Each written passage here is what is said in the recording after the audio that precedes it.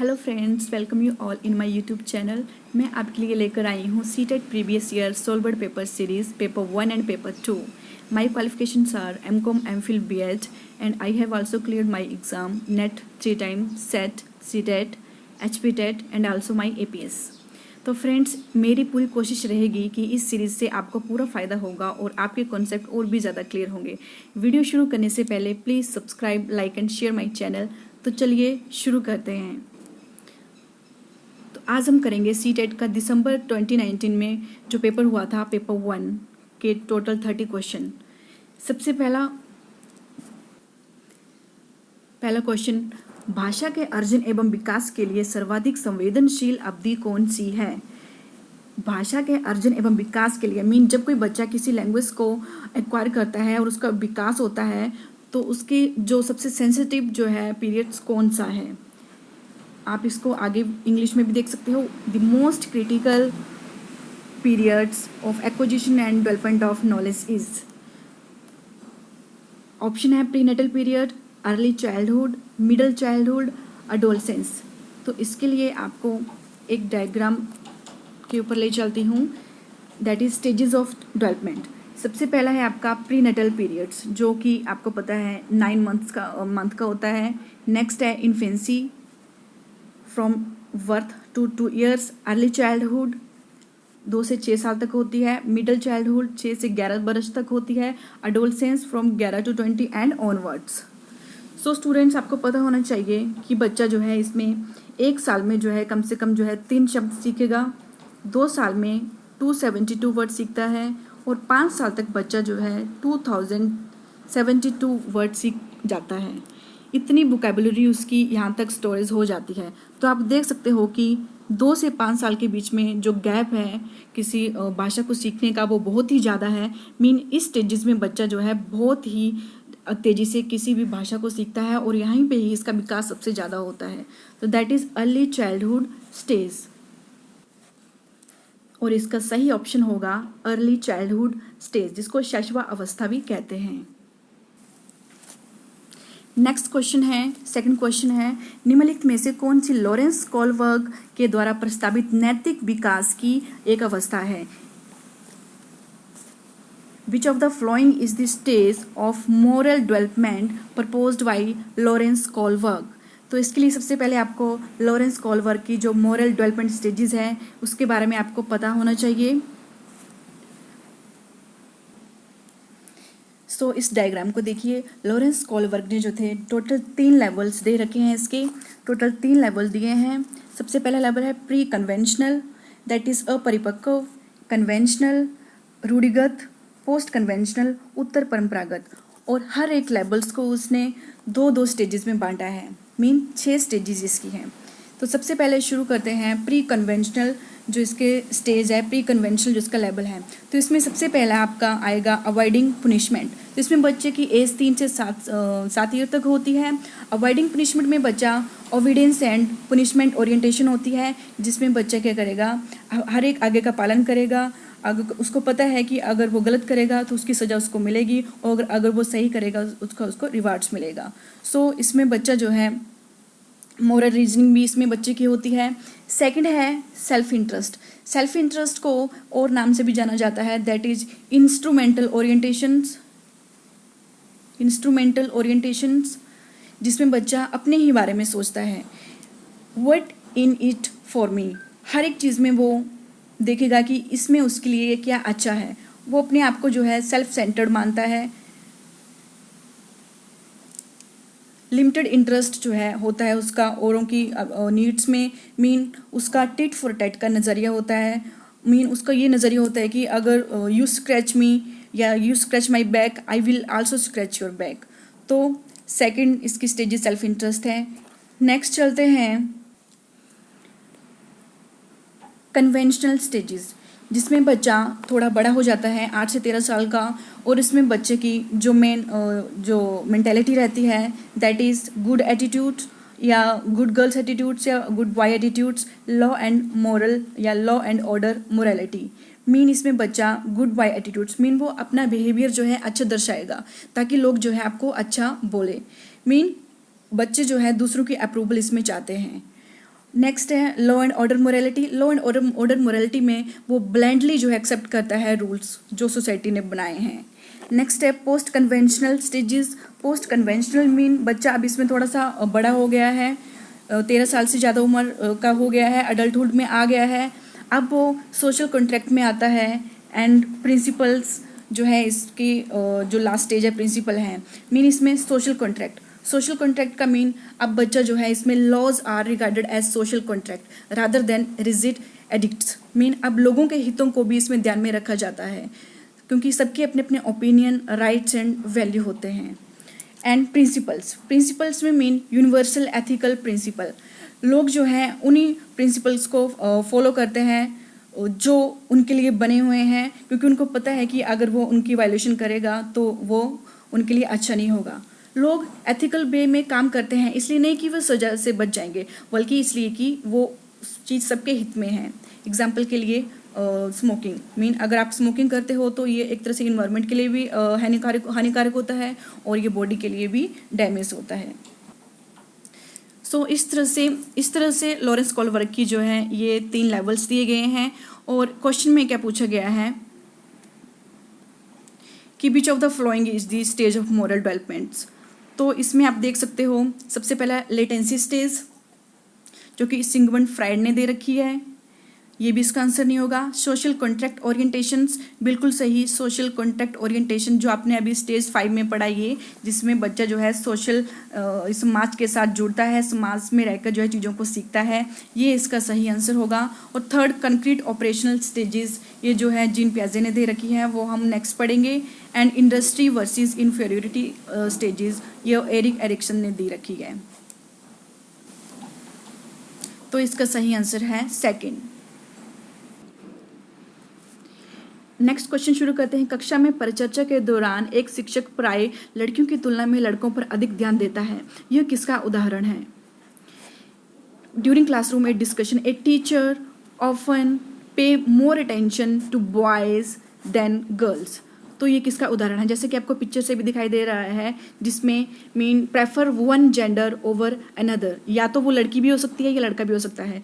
तो एक टीचर को वैसे तो ये चीज़ होनी नहीं चाहिए और ना ही एक टीचर जो है ये चीज़ स्कूल में करता है कि एक बच्चे को ज़्यादा महत्व दिया और दूसरे को कम महत्व दिया, क्योंकि जैसे कि कई बार होते हैं कि एग्जांपल्स जैसे रॉकेट साइंस से रिलेटेड अगर एग्जांपल्स जो है चल रहे हैं तो रॉकेट साइंस में हम लड़कों से ज़्यादा चीज़ें पूछेगा एक टीचर्स और लड़कियों से नहीं पूछेगा क्योंकि उनको लगता है कि लड़कियाँ इन बारे में नॉलेज रखती ही नहीं, जो कि बहुत ही गलत बात है। तो एक टीचर्स को जो है इक्वल अटेंशन देनी चाहिए सभी बच्चों की तरफ। तो इसका ऑप्शन देखते हैं हम। फर्स्ट है gender bias, gender identity, gender relevance, gender constituency. तो इसका सही उत्तर है, आपका सही आंसर है gender biasness. Gender biasness mean prefer one gender over another, या तो वो लड़की भी हो सकती है या लड़का भी हो सकता है। नेक्स्ट क्वेश्चन है fourth question, which of the following is an effective strategy to reduce children's gender stereotypings and gender role conformity। so इस क्वेश्चन में पूछा गया है, आप हिंदी में देख सकते हो, निम्नलिखित में से किस मनोवैज्ञानिक ने बच्चों को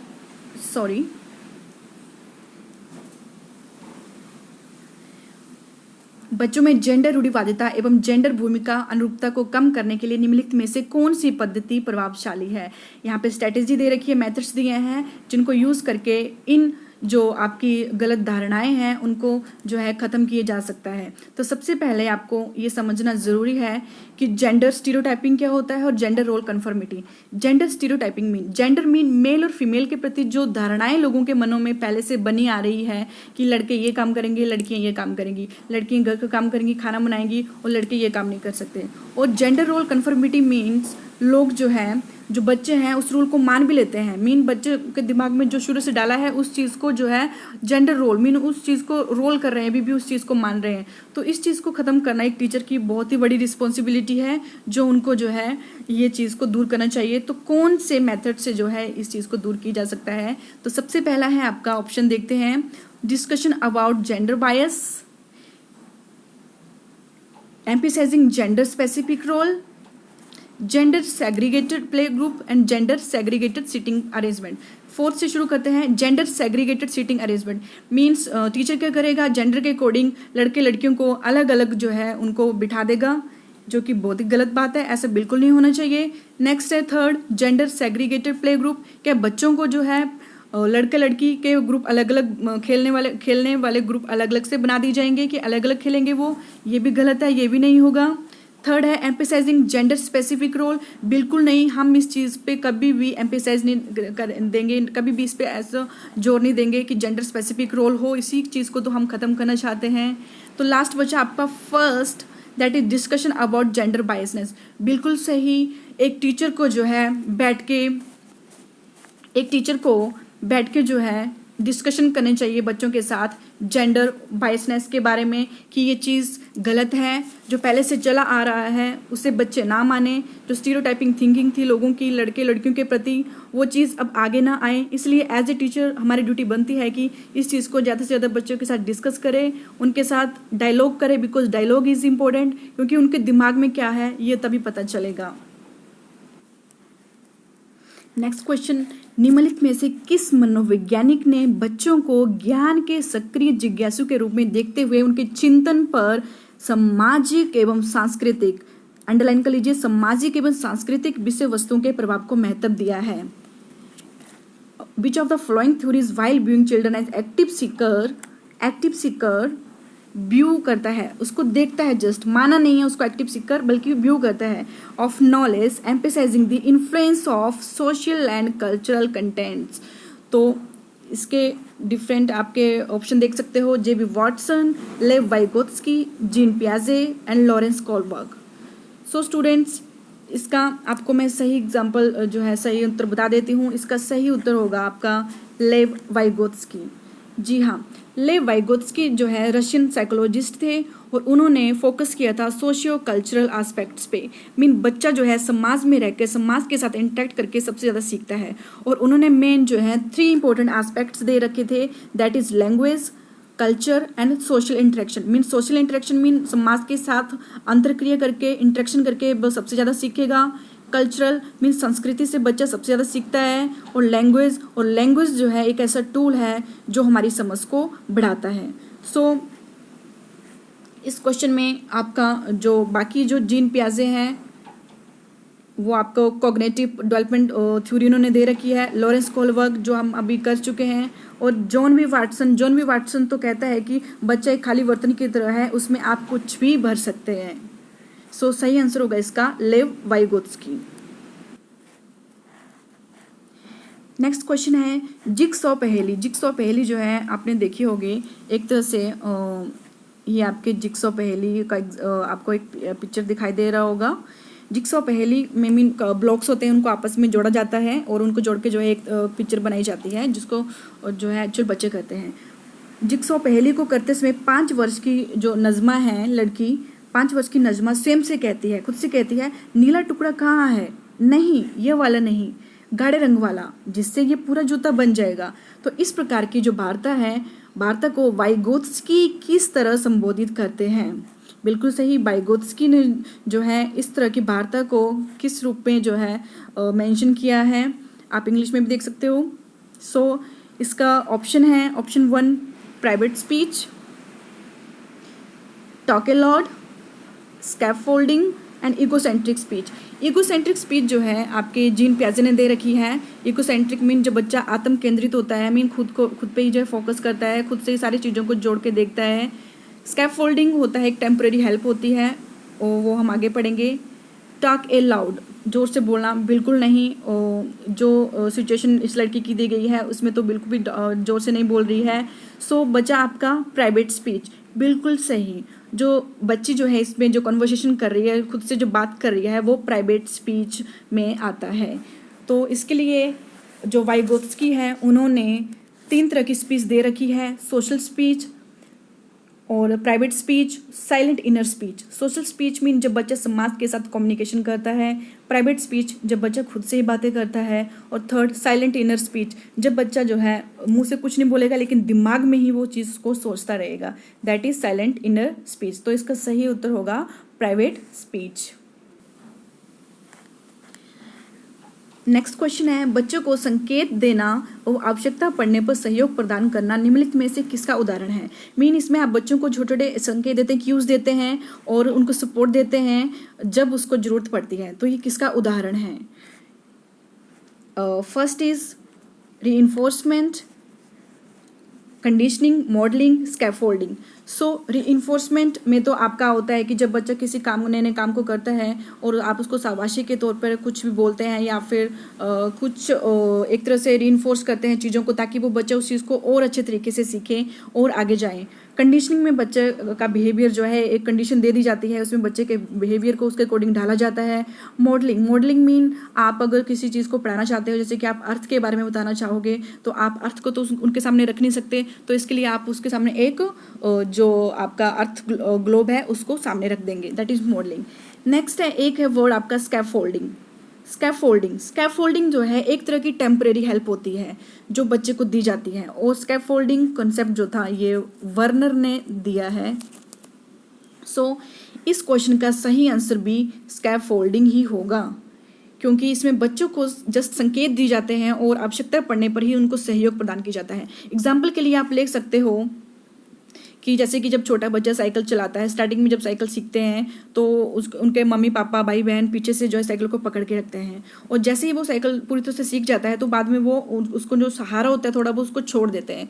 सो इसी तरह से स्कैफोल्डिंग भी वही बात है, आप टेम्परेरी हेल्प जो है बच्चों को उस टाइम देते हैं जब उसको ज़रूरत पड़ती है। तो इसका राइट आंसर क्वेश्चन 7 का 4। Next question, which of the following behavior characterize the concrete operational stages proposed by Jean Piaget? So इस क्वेश्चन में जीन पियाजे की कौन सी स्टेजेस जो है कॉन्क्रीट ऑपरेशनल जो बिहेवियर है उसको दर्शाती है। तो इसके लिए ऑप्शन आपको दे रखे हैं, लेकिन ऑप्शन से पहले आपको इसके जो स्टेजेस हैं वो आपको समझना पड़ेगी। तो सबसे पहले स्टेजेस शुरू करते हैं। Stages of cognitive development stages जो थी आपके जीन पियाजे ने दे रखी है। 4 टोटल इसकी स्टेजेस हैं। सबसे पहली है इसकी सेंसरी मोटर स्टेज जो कि 0 से 2 साल तक होती है। प्री ऑपरेशनल 2 से 6 साल, कॉन्क्रीट ऑपरेशनल 7 से 12 साल, फॉर्मल ऑपरेशनल 12 साल से अडल्ट तक होती है। तो एक एक करके इनको थोड़ा सा डिस्कस कर लेते हैं। सेंसरी मोटर टेक्निक जो आपकी है, इसमें बच्चा अपनी सेंसेस के थ्रू सीखेगा, और इसमें जो कुछ वर्ड्स हैं वो आते हैं। सबसे पहले इसमें सेंसरी मोटर में आएगा आपका ऑब्जेक्ट परमानेंस मीन कि बच्चा जो है, पहले क्या होता था कि बच्चे से आप किसी खिलौने को छीन लेते थे तो बच्चा थोड़ी देर रोता था, उसके बाद उसको भूल जाता था।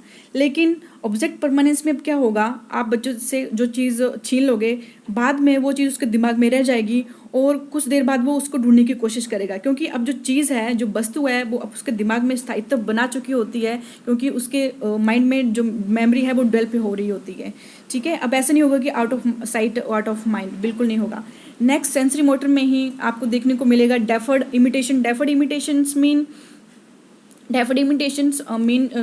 बच्चा जो है कुछ चीज़ों को अपने से बड़ों को करते हुए देखेगा, जैसे कि पापा को सेव करते हुए देखना, और शेव करने के बाद कुछ देर बाद उस टाइम वो उस चीज़ को नहीं दोहराएगा, लेकिन जब उसके पापा कहीं इधर उधर हो जाएंगे तो वो भी सेव करना शुरू करेगा।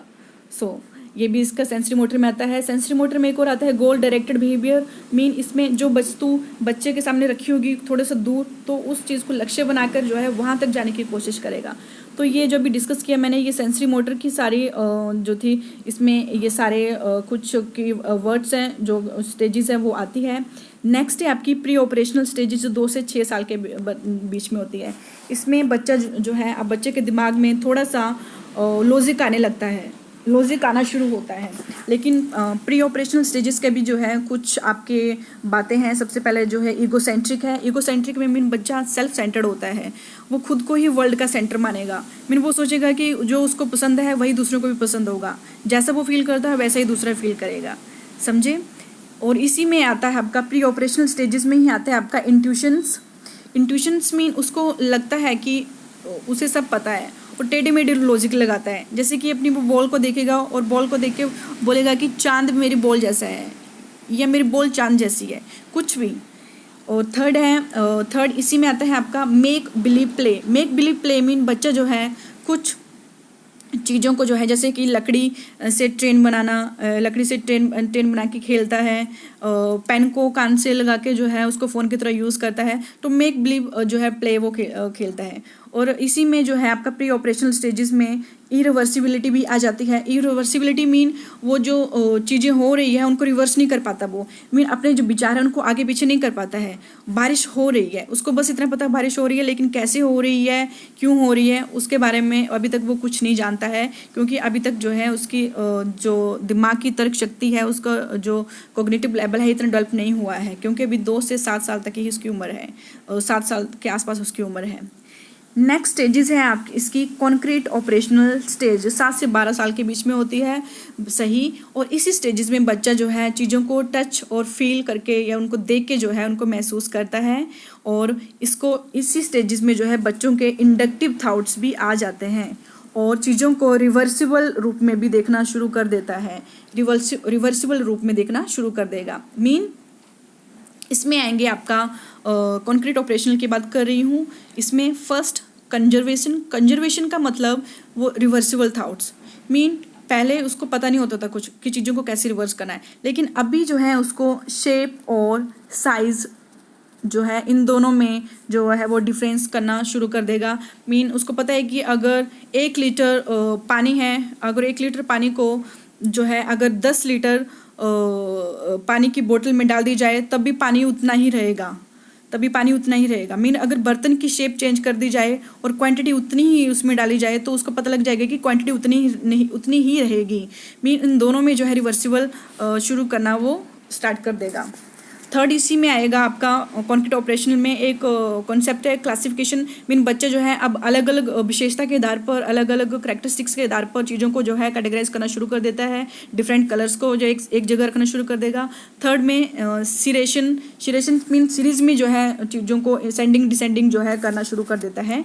वो सारा कॉन्क्रीट ऑपरेशनल स्टेजेस में आएगा। लास्ट स्टेज है आपकी फॉर्मल ऑपरेशनल जो कि 12 साल से अडल्ट तक चलती है। तो फॉर्मल स्टेजेस में बच्चा जो है डिडक्टिव रीजनिंग जो है बच्चे में आ जाती है। डिडक्टिव मीन पहले डिडक्टिव हमेशा आपका जनरल टू स्पेसिफिक चलता है। मीन जनरल पहले रूल्स होते हैं और बाद में एग्जाम्पल्स होते हैं। जैसे कि रूल बना दिया कि ऑल मैन्स आर मोर्टल, सो फिर वो आगे जाके उनके एग्जाम्पल देगा, Mohan is a man, so Mohan is mortar. Okay, तो इसमें फॉर्मल ऑपरेशनल स्टेजेस में बच्चा जो है डिडक्टिव रीजनिंग आ जाएगी, अब्स्ट्रैक्ट थिंकिंग उसमें आ जाती है, जो सामने ना हो फिर भी जो है उन चीज़ों के बारे में वो जटिल विषयों के ऊपर जो है डिस्कस करना शुरू करता है। हाइपोथेटिको जो है इसमें जो है एबिलिटी बच्चों में आ जाती है। हाइपोथेटिको मीन जैसे इकोनॉमिस्ट होते हैं वो प्रिडिक्शन लगाते हैं पिछले 5 या 10 वर्षों के बेस पे, उसी तरह से बच्चा भी सोचना शुरू कर देता है इस स्टेजेस में। सो ये थी आपकी टोटल 4 स्टेजेस। सो चलते हैं हम आंसर की तरफ। तो सबसे पहला इसका आंसर है हाइपोथेटिको डिडक्शन रीजनिंग प्रेपोजिशनल थाट्स, जो हमने अभी जो आपकी 4th स्टेजेस थी उसमें पढ़ा। Formal stages, conservation class inclusion mean अब वो सारी क्लास को एक रूप से देखेगा। पहले तो वो ईगोसेंट्रिक सेल्फ सेंटर्ड ही होता था। और नेक्स्ट है डेफर्ड इमिटेशन ऑब्जेक्ट, ये आपकी सेंसरी मोटर की स्टेजेस थी। और make believe play, irreversibility of thoughts, जो कि आपने अभी पढ़ा। ये आपकी कौन सी स्टेजेस है? ये प्री ऑपरेशनल स्टेजेस। सो आपका क्वेश्चन क्या था? Concrete operational stage. तो कॉन्क्रीट ऑपरेशनल स्टेजेस इसमें पूछी है, तो इसका सही आंसर होगा आपका conservation class inclusion, option number 2 इसका सही आंसर है। नेक्स्ट क्वेश्चन है, which of the following is Piagetian construct in context of cognitive development. बच्चों के संज्ञानात्मक विकास के संदर्भ में निम्नलिखित में से कौन सी पियाजे की संरचना है? सो पियाजे की एक और जो आपका कंस्ट्रक्ट है वो कंटेक्स्ट है वो दे रखा है।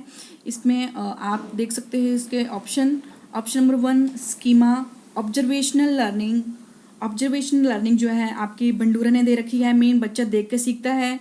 कंडीशनिंग एंड रीइंफोर्समेंट, ये आपकी बिहेवियरल थ्योरीज हैं। सो इसमें एक ऑप्शन है आपका ऑप्शन नंबर 1, ये इसका सही आंसर होगा, स्कीमा। जी हाँ, जो पियाजे ने जो है एक कॉन्सेप्ट दे रखा है schema.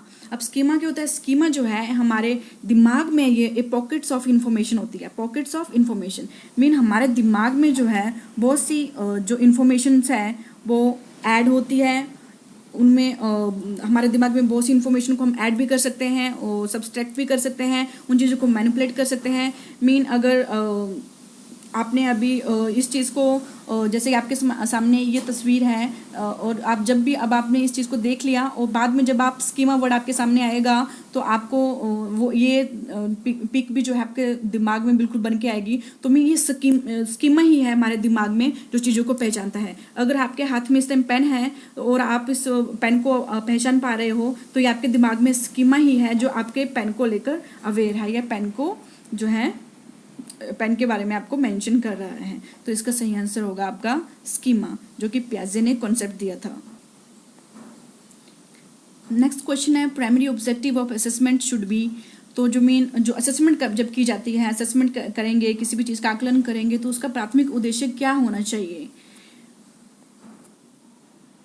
Option number 1, assigning rank to students. क्या बच्चों को जो है रैंक देने चाहिए? बिल्कुल नहीं। असेसमेंट का उद्देश्य ये नहीं होता है कि बच्चों को रैंक दे दी जाए या 1 2 3 रैंक दे दी जाए। Understanding children's clarity and confusion about related concept, इस पे बाद में आते हैं। नेक्स्ट देख लेते हैं levelling students as per their score. बच्चों को लेवल करना उनके स्कोर के बेस पे, बिल्कुल गलत, ये चीज़ तो पॉसिबल है ही नहीं।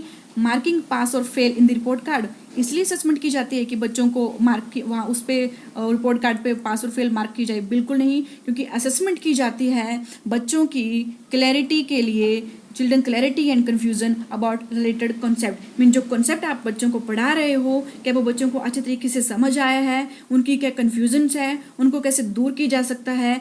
इसीलिए जो है आप क्या करते हो, असेसमेंट करते हो, एक टीचर्स असेसमेंट करेगा। तो असेसमेंट का उद्देश्य यही होता है। नेक्स्ट क्वेश्चन है which of the following statement about intelligence is correct. निम्नलिखित कथनों में से कौन सा बुद्धि के बारे में सही है? So statements are intelligence is a fixed ability determined at the time of birth only. क्या जो इंटेलिजेंस है वो जब हमारा बर्थ होता है उसी टाइम इंटेलिजेंस जो है घोषित कर दी जाएगा कि इसकी एबिलिटी जो है फिक्स ही रहेगी? जी नहीं, बिल्कुल नहीं। Intelligence can be accurately measured and determined by using standardised test. जो इंटेलिजेंस को जो है यहाँ बता रहा है कि इंटेलिजेंस को एक्यूरेटली जो है मेजर की जा सकता है, जो हमारे स्टैंडर्डाइज्ड टेस्ट होते हैं। बिल्कुल नहीं, एक्यूरेटली तो ऐसा कोई भी टेस्ट नहीं बना है जिससे कि पूरे अच्छे तरीके से माप सके हम अपनी इंटेलिजेंस को, ये भी गलत है। Intelligence is unitary factor and a single trait. Intelligence क्या सिर्फ एक यूनिटरी फैक्टर है? क्या एक सिंगल ट्रेट है, एक ही विशेषता है क्या इंटेलिजेंस की? बिल्कुल गलत, ये भी नहीं है। नेक्स्ट है intelligence is multi dimensional and A set of complex ability. बिल्कुल सही, जो इंटेलिजेंस है वो मल्टी डायमेंशन है, क्योंकि इंटेलिजेंस को मल्टी डायमेंशन इसलिए कहा जाता है, अभी हम एक पिक के हेल्प से देखेंगे। And A set of complex ability, जो कि हमारे अंदर जो है हमारे इंटेलिजेंस की एक बहुत ही ज़्यादा कॉम्प्लेक्स एबिलिटीज़ होती हैं। मैं आपको दिखाती हूँ, जैसे कि आप इस डायग्राम में देख सकते हो कि जो द टाइप्स ऑफ इंटेलिजेंस है, मीन इंटेलिजेंस स्पैटियल भी है, नेचुरलिस्टिक है, म्यूजिकल है, ये इसके टाइप हैं। लॉजिकल मैथमेटिक भी हमारे इंटेलिजेंस में होता है, दिमाग में होता है। इंटरपर्सनल जो है लोगों से कैसे व्यवहार करना है वो भी हमारे इंटेलिजेंस में आता है। बॉडी काइनेटिक्स हमारे दिमाग में आता है। लिंग्विस्टिक होता है जिसमें डिफरेंट लैंग्वेज को हम जानते हैं। इंट्रापर्सनल होता है जिसमें व्यक्ति खुद से ही बातें कर रहा होता है। और स्पैटियल एक्सेट्रा। ठीक है, तो ये सारे जो है एक बुद्धि के बारे में जो है मल्टी डायमेंशनल है और वो different set of multiple complex ability होती है। सो हमारा राइट आंसर होगा 4।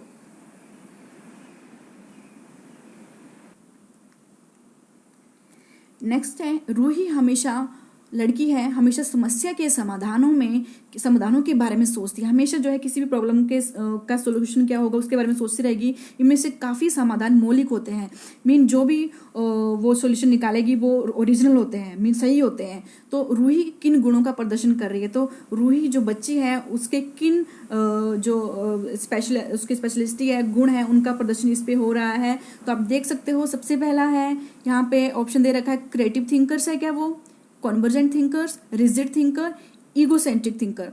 तो डिस्कशन करते हैं थोड़ा सा। ईगोसेंट्रिक में तो आपको पता है बच्चे इसमें खुद ही के बारे में सोच रहा होता है, तो रूही तो ऐसा कुछ नहीं कर रही है। रिजिड तो बिल्कुल नहीं है, क्योंकि उसने बोला है कि मल्टीपल सॉल्यूशन वो निकालती है प्रॉब्लम के, तो रिजिड थिंकर तो वो हुई नहीं है। कॉन्वर्जेंट थिंकिंग मीन जिसमें जैसे कि अभी हम कर रहे हैं क्वेश्चन जिसमें कि 4 ऑप्शन दे दिए, उसमें उससे कौन सा सही होगा, ये कॉन्वर्जेंट थिंकर्स की जो है पहचान है। तो ऐसा भी वो नहीं कर रही है, वो है आपके क्रिएटिव थिंकर्स। इसका सही आंसर होगा क्रिएटिव थिंकर। जी हाँ, क्योंकि वो मल्टीपल प्रॉब्लम्स का जो है सोल्यूशन निकालती है, तो वो क्रिएटिव थिंकर्स ही है। तो सही उसका उत्तर होगा 1। नेक्स्ट क्वेश्चन है, in a situation of less participation of students belonging to deprived group in teaching learning process a teacher should. इस क्वेश्चन में पूछा गया है कि अगर बच्चों की जो है बहुत ही कम जो है भागीदारी है और वो बच्चे जो है बिलोंग करते हैं डिप्राइव ग्रुप से, डिप्राइव ग्रुप मीन उन बच्चों के पास जो है जो बेसिक नेसेसिटी की चीज़ें हैं उनके पास वो नहीं है, तो टीचिंग लर्निंग प्रोसेस में जो है टीचर्स को क्या करना चाहिए। सबसे पहला ऑप्शन देख लेते हैं हम, बच्चों को विद्यालय छोड़ने के लिए कहना चाहिए। विड्रॉ फ्रॉम द स्कूल, बिल्कुल नहीं, उनको क्यों बोलेंगे छोड़ने के लिए, गलत है। इस स्थिति को जैसी है स्वीकार कर लेना चाहिए, क्या टीचर को जैसा चल रहा है वैसा हो देना चाहिए, नहीं, बिल्कुल ये भी गलत है। इन विद्यार्थियों से अपनी अपेक्षाओं को कम करना चाहिए, बिल्कुल नहीं। अगर आपको लगता है कि टीचर जो है स्टूडेंट जो है किसी बात को समझ नहीं पा रहा है, उसका जवाब नहीं दे पा रहा है, तो आप उस चीज़ को जानने की कोशिश करो ताकि बच्चे से कुछ जवाब आए, ना कि आपको अपनी अपेक्षाएं जो है कम कर देनी चाहिए, ये भी गलत है। नेक्स्ट है, reflect on her own teaching and find way to improve students involvement, बिल्कुल सही। एक टीचर को जो है अपनी जो टीचिंग है उसके ऊपर ध्यान देना चाहिए और उसको देखना चाहिए कि कहाँ पे एक टीचर की जो है उसकी टीचिंग लर्निंग प्रोसेस में कहाँ पे उसकी कमी रह रही है, जिसकी वजह से जो है बच्चा सही ढंग से नहीं सीख पा रहा है, तो उसको जो है इम्प्रूव करना चाहिए ताकि बच्चे की इन्वॉल्वमेंट ज़्यादा से ज़्यादा इसमें बनी रहे। सो सही आंसर इसका होगा 4। नेक्स्ट क्वेश्चन है, in an inclusive classroom a teacher individualised education plan IEP, individualised education plan, ये गाइज ये फुल फॉर्म है, वो आपने ध्यान में रखनी है। एक समावेशी कक्षा में एक शिक्षक को विशिष्ट शैक्षिक योजनाओं को, इसमें सबसे पहले आपको पता होना चाहिए कि जो इंडिविजुअलाइज्ड एजुकेशन प्लान क्या होता है। गाइस, इंडिविजुअलाइज्ड जो एजुकेशन प्लान होता है, in which all students irrespective of their ability और स्किल्स आर वेलकम होलिस्टिकली।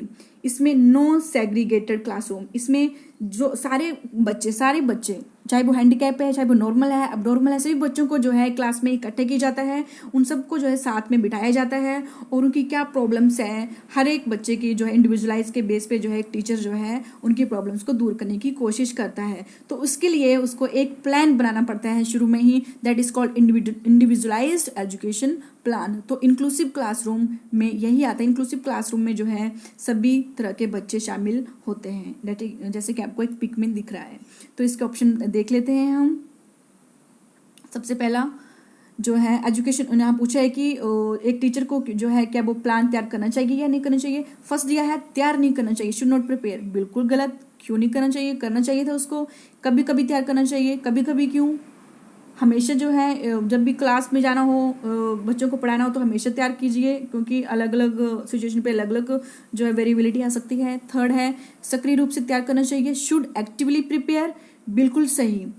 उस टीचर को जो है एक्टिवली प्रिपेयर करना चाहिए, वो बिल्कुल एक्टिव होके जो है वो पूरा जो आपका इंडिविजुअलाइज्ड एजुकेशन प्लान है हर एक बच्चे की जो है नीड्स को देखते हुए, उसको केटरिंग करते हुए उसको प्लान बनाना चाहिए। और फोर्थ जो है should discourage the preparation of, बिल्कुल डिस्करेज जो है इसको कभी नहीं होना चाहिए, ये गलत है। सो सही ऑप्शन है इसका ऑप्शन 3। नेक्स्ट क्वेश्चन है the primary characteristics of children with dyslexia includes. Dyslexia के बारे में यहाँ पे जो है पूछा गया है कि उसके पठन वैफल्य या पठन विकार भी इसको बोलते हैं। बच्चों के प्राथमिक लक्षण क्या होते हैं उनके। तो सबसे पहले गाइज आपको पता होना चाहिए कि जो डायस्लेक्सिया है जो एक तरह से जो है रीडिंग डिसेबिलिटी डिसऑर्डर होता है, रीडिंग डिसेबिलिटी ऑर्डर्स, ठीक है। इसमें बच्चों को पढ़ने में जो है समस्या आती है। जो reading disability affects and areas of brain that process language. इसमें एग्जाम्पल के लिए आप देख सकते हो इसमें जैसे कि बच्चा जो सा है, सा को वास पढ़ेगा या डॉग को गोड पड़ेगा। जैसे कि तारे जमी पर जो मूवी है उसमें जो ईशान अवस्थी था उसको भी डायस्लेक्सिया था और बर्ड जो थे वर्ड थे उसको उल्टे पुल्टे दिखाई देते थे, ठीक है। तो इनके ऑप्शन हम देख लेते हैं। सबसे पहला ऑप्शन है इसमें जो है आपका डायस्लेक्सिया है उसके लक्षण पूछे हैं। पहला है न्यून अवधान विकार, अटेंशन डेफिसिट डिसऑर्डर। क्या बच्चे जो है इसमें अटेंशन डेफिसिट डिसऑर्डर बिल्कुल नहीं, जहाँ बच्चा टेंशन नहीं देता है ये तो इसका है ही नहीं, गलत, ये वाला नहीं होगा। Divergent thinking, fluency in reading. Divergent thinking mean अलग अलग तरीके से सोचता है और फ्लुएंसी इन रीडिंग तो रीडिंग में फ्लुएंसी मीन बिल्कुल अच्छे से बोल पाता है, ये भी बिल्कुल नहीं होगा क्योंकि पठन वैफल्य एक तरह से विकार है, एक तरह से दोष है, तो वो फिर अच्छे तरीके से कैसे बोल पाएगा। धारावाह पढ़ने की अक्षमता, inability to read fluently mean वो अच्छे तरीके से नहीं बोल पाता है, बिल्कुल सही। और ऑप्शन थर्ड इसका सही आंसर होगा। ऑप्शन 4 भी देख लेते हैं, engaging in repetitive locomotor actions, बिल्कुल गलत, ये वाला नहीं होगा कि एक ही जो आपका लोकोमोटर जो एक्टिविटी उसको बार बार करता है, ये भी इसका जो है लक्षण नहीं है। तो सही आंसर है आपका डायस्लेक्सिया का कि इनएबिलिटी टू रीड फ्लुएंटली, वो अच्छे तरीके से चीज़ों को नहीं पढ़ पाता। और आप यहाँ पे प्रॉब्लम्स एसोसिएटेड विद डायस्लेक्सिया भी देख सकते हो। नेक्स्ट क्वेश्चन है the concept of inclusive education as advocated in the right to education act 2009 is based on. शिक्षा का अधिकार अधिनियम जो 2009 है में उल्लेख की गई समावेशी शिक्षा की अवधारणा को निम्नलिखित में से किस पर आधारित है। तो यहाँ पे इंक्लूसिव एजुकेशन की बात की गई है, ठीक है। तो जो आपका इंफॉर्मेशन जो आपका राइट टू एजुकेशन एक्ट है 2009 और जो 1 अप्रैल 2010 में लागू हुआ था, ठीक है, उसकी बात की गई है। तो सबसे पहला ऑप्शन इसके देख लेते हैं। सबसे पहला ऑप्शन है द बिहेवियरिस्टिक प्रिंसिपल्स, बिल्कुल नहीं, ये वाला नहीं होगा आंसर। ए सिंपैथेटिक एटीट्यूड टुवर्ड्स डिसेबल बच्चों के लिए सिंपैथेटिक, बिल्कुल नहीं, सिंपैथेटिक एटीट्यूड तो एक अध्यापक कभी भी नहीं दर्शाता है क्लास में, हमेशा एम्पैथेटिक एटीट्यूड ही होता है। एम्पैथेटिक मीन खुद को उसके जगह रख के देखना, ठीक है। थर्ड है a right based humanistic perspective, बिल्कुल सही, a right based humanistic perspective mean जैसे कि राइट टू जो आपका एजुकेशन एक्ट है इसमें यही बात बोली गई थी कि 6 से 14 साल के बच्चों को free and compulsory education provide करवाना। और अगर बात डिसेबिलिटी की है तो बच्चे तो 18 साल तक भी जो है ये बात जाती है। और इसमें जो है इंक्लूसिव एजुकेशन की बात यही है कि ए राइट बेस्ड ह्यूमनिस्टिक परस्पेक्टिव। और फोर्थ देख लेते हैं कि जो main streaming of the disabled by offering them primarily vocational educations mean जो आपके डिसेबल्ड बच्चे हैं उनको कोई किसी व्यवसाय एजुकेशन प्रदान करना ताकि वो अपना छोटा मोटा काम बाद में शुरू करके अपनी आजीविका कमा सके, जो कि इसका आंसर सही नहीं है। तो इसका सही आंसर है option number 3, a right based humanistic perspective. Okay, next है in the constructivist framework learning is primarily. Constructive framework के में जो है जो लर्निंग होती है लर्निंग को प्राथमिक रूप से जो है क्या बोला जाता है, मीन लर्निंग है क्या, लर्निंग क्या चीज़ है। तो फर्स्ट है बेस्ड ऑन रोट मेमोराइजेशंस, क्या वो यंत्रबद्ध याद करने पर आधारित है, मीन रट्टा मारे जाओ बस, क्या उसको लर्निंग बोलेंगे, जी नहीं। सेंटर्ड अराउंड री इन्फोर्समेंट, क्या सिर्फ लर्निंग जो है इन्फोर्समेंट के आसपास ही है, मीन अगर आपको री इन्फोर्समेंट किया जाएगा तभी आप सीखोगे, जी नहीं। एक्वायर्ड थ्रू कंडीशनिंग, क्या हमेशा आपको कंडीशनिंग में डाला जाएगा, हमेशा आपके लिए वो इन्वायरमेंट क्रिएट किया जाएगा तभी आप सीखोगे, दैट इज लर्निंग, नो, उसे भी लर्निंग नहीं कहा जाएगा। फोर्थ है focused on the process of meaning making, बिल्कुल सही। हमेशा लर्निंग क्या होता है, लर्निंग हमेशा process of meaning making mean आप किसी भी चीज़ को सिर्फ जानना ही काफ़ी नहीं होता, उस चीज़ को समझ भी रहे हो, आप सिर्फ पढ़ना ही नहीं, उस चीज़ को समझना भी होता है, ठीक है, that is called learning. Okay, तो option 4 is right. Next question है naive theories that children construct about various phenomenon, अनेक घटनाओं के बारे में बच्चों के द्वारा बनाए गए सहजानुभूत सिद्धांतों के संदर्भ में एक शिक्षिका को क्या करना चाहिए। बिल्कुल, जो आपको सबसे पहले पता होना चाहिए कि नेव थ्योरीज क्या होती है। नेव थ्योरी जो है एक तरह से अनुभवहीन सिद्धांत होते हैं, बोले वाले सिद्धांत जो बच्चों ने अपनी मर्जी से मनगढ़ंत बनाए होते हैं। एग्जाम्पल की जैसे कि ट्रेन चल रही है तो पेड़ भी साथ में चल रहे हैं, पक्षी को उड़ते हुए देखा तो वो खुद भी वैसे ही ट्राई करेंगे उड़ने की। तो अगर वो बच्चे जो है इन घटनाओं के बारे में बच्चों के द्वारा कुछ सिद्धांत बनाए जाते हैं तो एक शिक्षिका को क्या करना चाहिए, वही इस क्वेश्चन में पूछा गया है। सबसे पहले तो ऑप्शन देख लीजिए, should be ignored by the teachers, क्या टीचर को इग्नोर करना चाहिए? बिल्कुल नहीं, उसको इग्नोर नहीं करना चाहिए, देखना चाहिए। हालांकि should be punished by teachers, उनको पनिश करना चाहिए बच्चों को? नहीं। Should be replaced by correct one through repetitive memorisations, बार बार याद करने के द्वारा एक सही सिद्धांत से बदल देना चाहिए। रोट मेमोराइजेशन की तो जगह यहाँ पे है ही नहीं, रेपिटेटिव मेमोराइजेशंस की तो बिल्कुल भी जगह नहीं है, क्योंकि लर्निंग आपको पता है कि लर्निंग जो है वो नहीं है कि रोट लर्निंग के बेस पे है, तो ये वाला भी बिल्कुल सही जो है इनका आंसर नहीं है। नेक्स्ट है, फोर्थ है, should be challenged by presenting counter evidence and example, बिल्कुल सही, इसका आंसर फोर्थ है। एक टीचर को जो है काउंटर एविडेंस जो है उनके सामने जो है ऐसे ऐसे एविडेंस उनके सबूत पेश करना चाहिए, एग्जाम्पल देना चाहिए बच्चों के सामने, ताकि उनको साइंटिफिक कॉन्सेप्ट बताना चाहिए बच्चों को कि ऐसा नहीं ऐसा भी होता है, ताकि बच्चे जो है उस चीज़ को अच्छे तरीके से जान सके। क्योंकि एक टीचर जो है हमेशा फैसिलिटेटर बनता है बच्चों को, और बच्चा खुद अपने से सीखता है। ठीक है, तो एक इसका सही आंसर होगा ऑप्शन 4। नेक्स्ट है, child centred pedagogy promotes, child centre pedagogy, pedagogy एक वर्ड्स है स्टूडेंट्स, आप इसको ध्यान से देखिएगा। पेडागोगी जो है एक तरह से कई बार APS एग्जाम में ये पूछ लिया गया था कि पेडागोगी का मीनिंग क्या होता है। तो पेडागोगी जो है एक तरह से methods and practice of teaching होते हैं। ठीक है, methods and practice of teachings. तो चाइल्ड सेंटर पेडागोगी प्रमोट्स जो है छात्र केंद्रित शिक्षा शास्त्र की क्या विशेषता है? तो सबसे पहला ऑप्शन है exclusive reliance on text book, क्या केवल पाठ्य पुस्तकों पर ही निर्भर होना चाहिए? जी नहीं, उसको जो है छात्र केंद्रित शिक्षा शास्त्र जो है नहीं बोलेंगे। Second, give primacy to children experience, बाद में आएंगे इस पे। रोट मेमोराइजेशंस, बिल्कुल गलत, ये तो है ही नहीं, जो है इसमें रट्टा मार तो बिल्कुल है ही नहीं। फोर्थ है लेबलिंग और and categorisation of students based on ability, क्या बच्चों को उनके एबिलिटी के बेस पे जो है कैटेगराइज कर देना चाहिए? क्या चाइल्ड सेंटर्ड एजुकेशन पेडागोगी है ये? जी नहीं, ये भी गलत है। सो इसका सही आंसर है आपका ऑप्शन बी। जी हाँ, option B, giving primacy to children experience. देखो स्टूडेंट्स, जो चाइल्ड सेंटर्ड एजुकेशन होती है हमेशा आपको पता है पहले टीचर सेंटर्ड होता था, लेकिन अब टाइम बदल चुका है, क्योंकि अगर हम किसी के बिहेवियर में चेंज लाना चाहते हैं तो वो सिर्फ एक बच्चा ही है जिसके बिहेवियर में हम चेंज ला सकते हैं।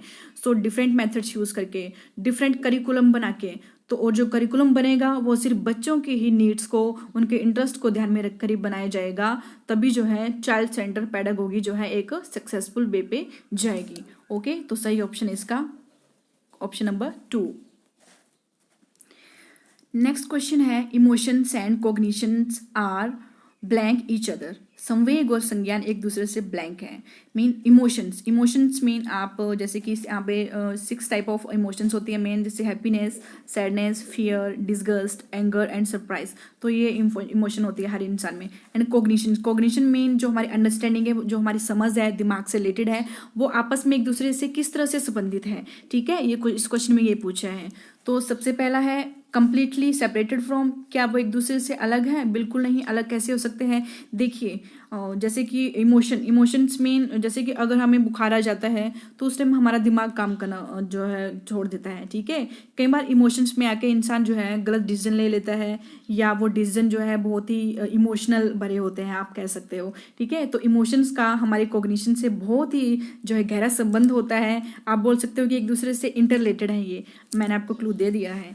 सेकेंड ऑप्शन है इंडिपेंडेंट ऑफ, क्या वो एक दूसरे से अलग है? बिल्कुल नहीं। इंटरवूवन विथ ठीक है, इंटरवूवन विथ या इंटर रिलेटेड, जी हाँ, सही ऑप्शन इसका है इंटरवूवन विथ और इंटरलेटेड विथ, ये दोनों एक दूसरे से संबंधित है। इमोशन का कॉग्निशन के साथ गहरा संबंध है, दोनों एक दूसरे को प्रभाव करते हैं। ठीक है, फोर्थ ऑप्शन तो इसका होगा ही नहीं। सो 20 का ऑप्शन नंबर 3। नेक्स्ट क्वेश्चन है which of the following statement about learning is correct from A constructive perspective. तो कंस्ट्रक्टिव प्रोस्पेक्टिव संरचनावादी सिद्धांतों के अनुसार जो है अधिगम के बारे में पूछा है कि इनमें से कौन सा कथन सही है। ठीक है, तो सबसे पहला ऑप्शन है learning is the process of reproduction and call, कि लर्निंग जो है किसी चीज़ को बार बार लाना, रिप्रोडक्ट करना और रिकॉल उसको दोबारा से फिर से याद करना, वही जो है स्मरण की प्रक्रिया है, वही जो है लर्निंग है।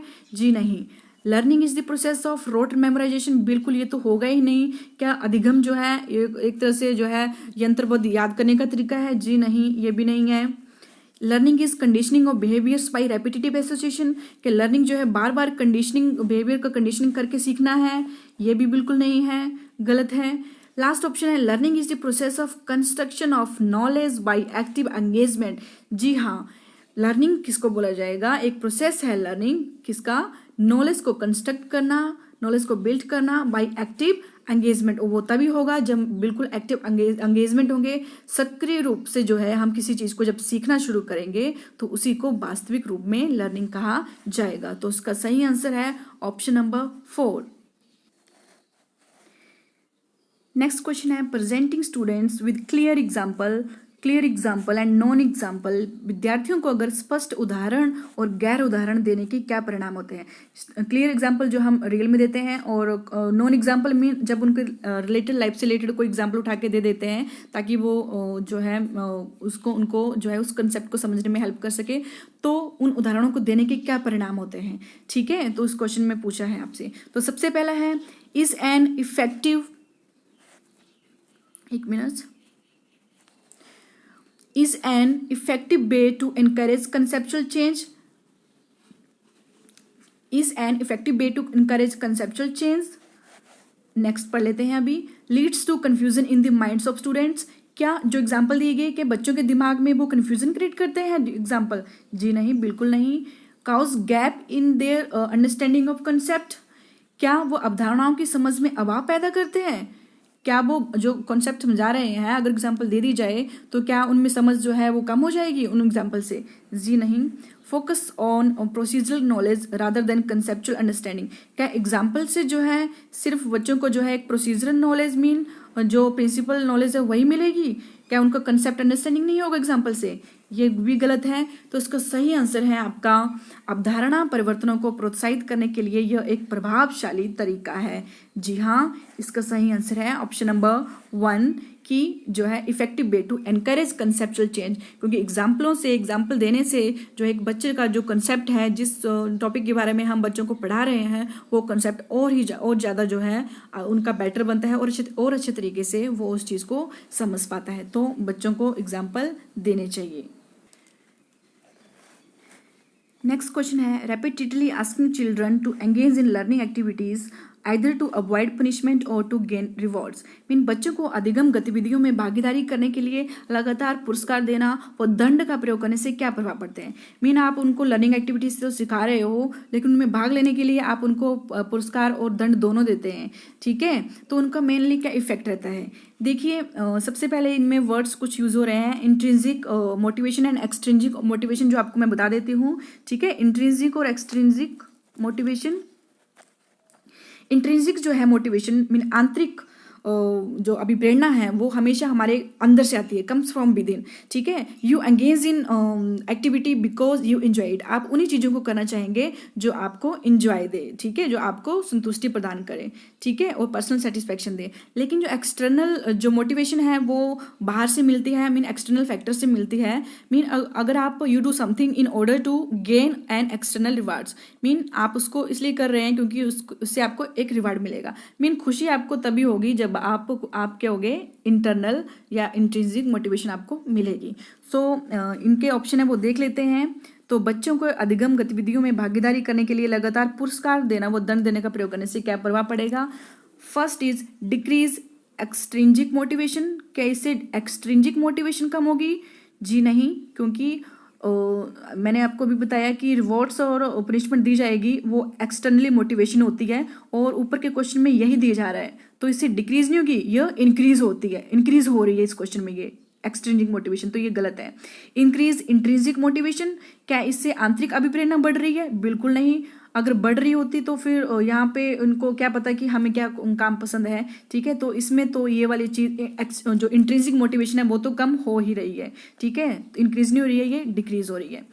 नेक्स्ट है would encourage children to focus on mastery rather than performance goal, क्या ये बच्चों को जो है प्रदर्शन आधारित लक्ष्यों के बजाय निपुणता पर ध्यान के लिए प्रोत्साहित करेगा?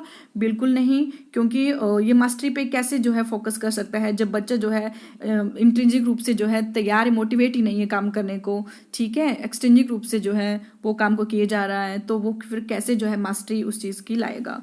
ये भी थर्ड भी इसका नहीं होगा। फोर्थ है decrease children's natural interest and curiosity involvement in learning. जी हाँ, इस क्वेश्चन का सही आंसर यही है, क्योंकि अगर हम जो है बार बार जो है किसी लर्निंग एक्टिविटीज़ को करने के लिए उनको दंड और पुरस्कार ये देते रहेंगे तो इससे क्या होगा, बच्चों में जो नेचुरल इंटरेस्ट है वो बच्चे में कम हो जाएगा, और जो उसकी क्यूरियोसिटी है किसी भी काम करने की, जो जिज्ञासा है किसी भी लर्निंग को जो है उसके जो अधिगम को सीखने की जो एबिलिटी है वो भी इसमें कम होती है। तो इसका सही आंसर है ऑप्शन 4।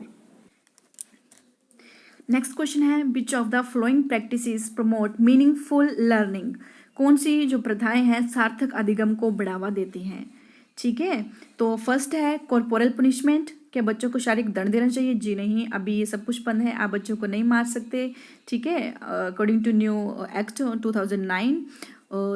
सेकंड है आपका कोऑपरेटिव लर्निंग इन्वायरमेंट, बिल्कुल सही, बच्चों को जो है एक ऐसा इन्वायरमेंट प्रदान करना चाहिए, ऐसा इन्वायरमेंट देना चाहिए जिसमें कि बच्चे जो है अच्छे तरीके से चीज़ों को सीख सके, तो ये इसका सही आंसर है। थर्ड है continuous and comprehensive evaluation, CCE, ठीक है, CCE, जिसमें जो है बच्चों की जो है कंटिन्यूस और कम्प्रिहेंसिव रूप से जो है इवेल्युएशन की जाता है, बच्चों की करिकुलर ही नहीं को करिकुलर एक्टिविटीज सबको जो है इसमें मेन फोकस दिया जाएगा। इसमें CCE में फॉर्मेटिव एंड सुमेटिव जो है असेसमेंट की जाती है। फॉर्मेटिव असेसमेंट जो है आपके ड्यूरिंग टेस्ट, यूनिट टेस्ट और मंथली वाइज होती है, जिसमें बच्चों के जो कमी पेशियाँ हैं और डायग्नोस्ट की जाता है और उनकी इवेल्युएशन की जाती है, देखा जाता है कि बच्चा कौन सी चीज़ों में जो है कम चल रहा है, कौन सी चीज़ें उसको समझ नहीं आ रही है, उन चीज़ों को जो है एक टीचर जो है दूर करने की कोशिश करता है।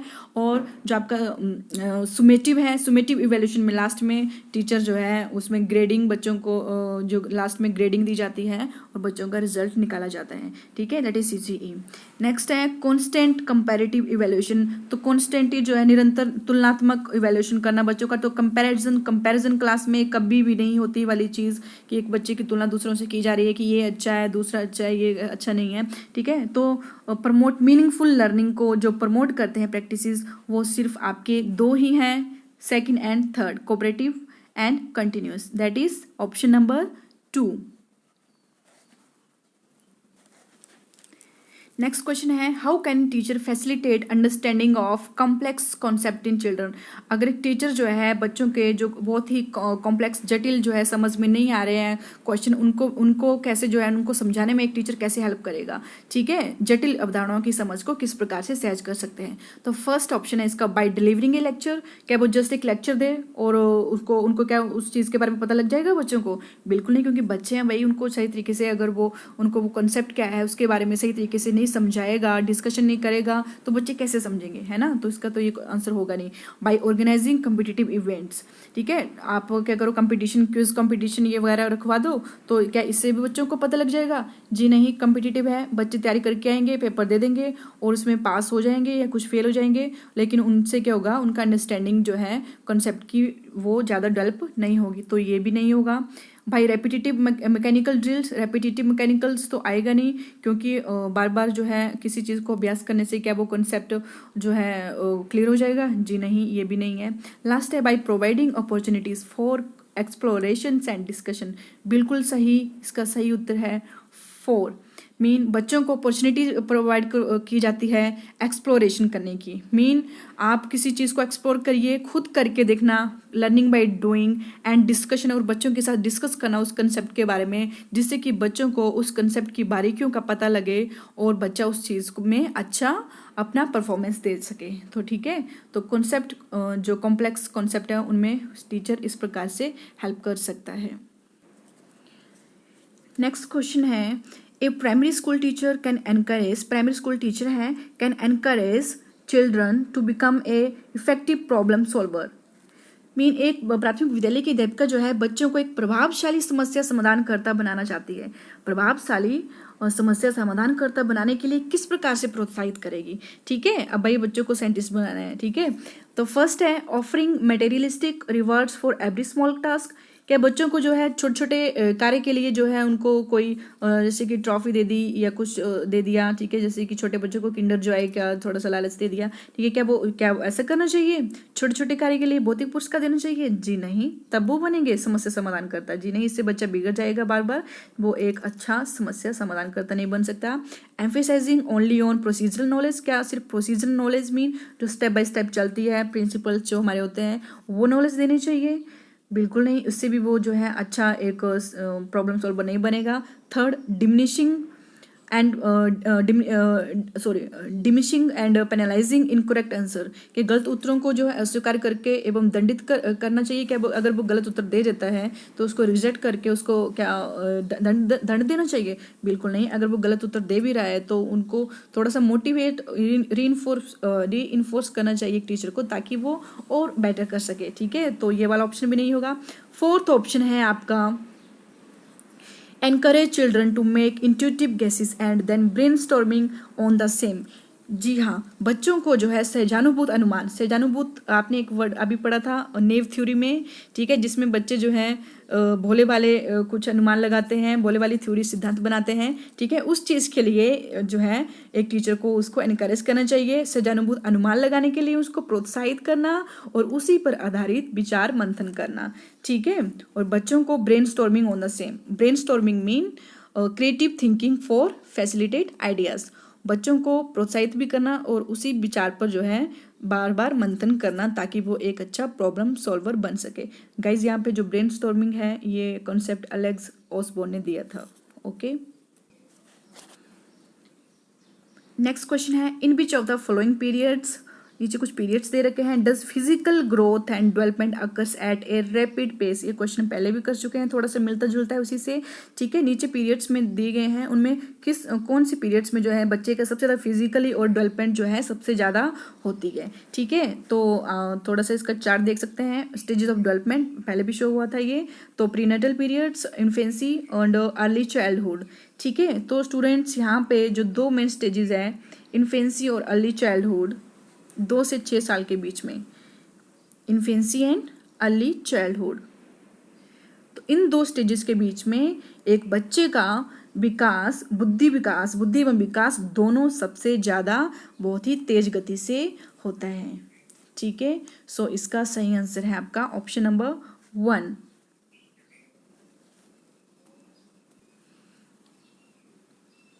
और इसके साथ ही आप ग्रोथ एंड डेवलपमेंट का जो एक चार्ट है, डिफरेंस है, ये भी देख सकते हो। बहुत इंपॉर्टेंट है, एग्जाम में बहुत बार पूछा जाता है आपके, ये सीटेट हो चाहे टेट हो चाहे एपीएस हो, ग्रोथ एंड डेवलपमेंट में क्या डिफरेंस होता है मेन। सो गाइज, आपका जो ग्रोथ है हमेशा क्वांटिटेटिव ग्रोथ ही होती है। क्वांटिटेटिव मीन आपका फिजिकली चेंज, जैसे कि हाइट और वेट, यही चेंज होगा ग्रोथ में। लेकिन जो आपकी डेवलपमेंट है इसमें आपका फिजिकली भी चेंज होता है और आपका कोग्निटिव, सोशल एंड इमोशनली, ये तीनों चारों एक्सेट्रा, ये सब भी आप एक साथ चेंज होंगे डेवलपमेंट में। ठीक है, तो ये आपका डिफरेंस है, ये आपने खुद पढ़ लेना है। नेक्स्ट क्वेश्चन है which of the following is not a principle of development. तो सबसे पहले आपको तो प्रिंसिपल ऑफ डेवलपमेंट जो है पता होना चाहिए। अगर आपको डेवलपमेंट के बारे में पता लग गया हो तो नेक्स्ट अभी हम प्रिंसिपल ऑफ डेवलपमेंट करते हैं। ठीक है गाइज, डेवलपमेंट का मतलब होता है कि जब बच्चा एक स्टेज से दूसरे स्टेज की तरफ जो है जाता है तो बच्चे का विकास कैसे होता है। ठीक है, तो उसके कुछ प्रिंसिपल्स हैं, जैसे कि आपका फर्स्ट है principle of continuous development. Continuous mean बच्चा जो है, बच्चे के जो विकास है वो बिना रुके चलता रहता है, परंतु ये कभी कभी धीमा और कभी कभी तेज भी हो सकता है। ठीक है, जैसे कि आपने पढ़ा है कि प्रथम के जो 3 वर्ष हैं उसमें बालक का जो विकास है वो बहुत ही ज़्यादा तेज गति से होता है, लेकिन बाद के सालों में वो धीरे धीरे होता है। ठीक है, नेक्स्ट है ऑर्डरली डेवलपमेंट, एक ऑर्डर में चलता है। आपका जो डेवलपमेंट है एक ऑर्डर में चलेगा। मीन बालक का विकास जो होगा पहले सर से पैर की तरफ होता है। पहले सर बनेगा, फिर धड़, उसका धड़ जो होता है बॉडी, एंड उसके पास हाथ पैर उसके बनेंगे। ठीक है। Sequential development, sequential development mean एक डेवलपमेंट सीक्वेंस में चलेगी। मीन पहले जो है मस्कुलर और नर्व्स जो है उसका गामक विकास जो बोलते हैं उसका गामक विकास होगा, फिर उसकी जो लैंग्वेज है, भाषा है, उसका विकास होगा। Then unique development, unique development को आप जो है interaction of maturity and learning से जोड़ सकते हो। मीन जो है interaction of maturity and learning, mean जब मैच्योरिटी और लर्निंग का जो है कैसे इंट्रैक्ट होती है, आपको पता है कि जैसे जैसे बच्चे की मैच्योरिटी लेवल बढ़ेगा वैसे वैसे उसकी लर्निंग भी चेंज होती है। नेक्स्ट है इंटरलेटेड डेवलपमेंट। बिल्कुल जो बच्चे का जो डेवलपमेंट जब होती है तो वो आपस में शारीरिक, मानसिक और इमोशनली जो है आदि बहुत से एस्पेक्ट्स होते हैं उनसे जो है इंटरलेटेड होती है। Principle of interaction of heredity and environment, बिल्कुल सही। जो बच्चे का जो विकास होता है, आप कह सकते हो कि जो interaction of heredity and environment, development जो है हमेशा equal to hereditary into environment, इन दोनों को मल्टीप्लाई करके ही डेवलपमेंट होती है। ठीक है। ऐसा नहीं कि हेरिडिटरी से ही बच्चे का विकास होता है जो हमें अपने पेरेंट्स से जो है गुण मिले हैं, या फिर इन्वायरमेंट से ही विकास होता है। जी नहीं, इन दोनों को मल्टीप्लिकेशन से ही जो है एक बच्चे की डेवलपमेंट अच्छे से होती है। ठीक है। तो ये पढ़े हमने प्रिंसिपल्स ऑफ डेवलपमेंट। सो अभी क्वेश्चन का जो आंसर उनकी तरफ चलते हैं। तो सबसे पहला है डेवलपमेंट इज लाइफ लॉन्ग, बिल्कुल सही। डेवलपमेंट जो है जीवन पर्यंत चलती रहती है। ग्रोथ जो है आपकी रुक सकती है क्योंकि एक निश्चित एज तक ही जो है बच्चा ग्रो कर पाता है। निश्चित एज तक ही जो उसका मस्कुलर जो है उसकी हाइट जितने टाइम तक बढ़ना होती है बढ़ जाती है, उसके बाद नहीं बढ़ती है, आपको पता है। लेकिन जो डेवलपमेंट है, विकास है, चाहे वो हमारा शारीरिक है, मानसिक है, वो हमेशा चलता रहेगा। ठीक है, ये भी सही है। डेवलपमेंट इज मॉडिफिएबल, बिल्कुल सही। जो हमारा विकास है उसको मॉडिफाई हम कर सकते हैं। ठीक है। अलग अलग स्टेजेस पे हम जो है अपनी नॉलेज को गेन करके उसको अपना ज्ञान का भंडार बढ़ा सकते हैं। Development is influenced by both hereditary and environment, बिल्कुल सही। डेवलपमेंट जो है दोनों से ही, मतलब development is equal to hereditary into environment, influenced by both hereditary and environment, influence दोनों से ही होता है। और development is universal and cultural content do not influence, ये वाला गाइज आपका फोर्थ वाला जो है इसका गलत जो है इन्होंने प्रिंसिपल दे रखा है, क्योंकि इन्होंने बोला है कि डेवलपमेंट इज यूनिवर्सल।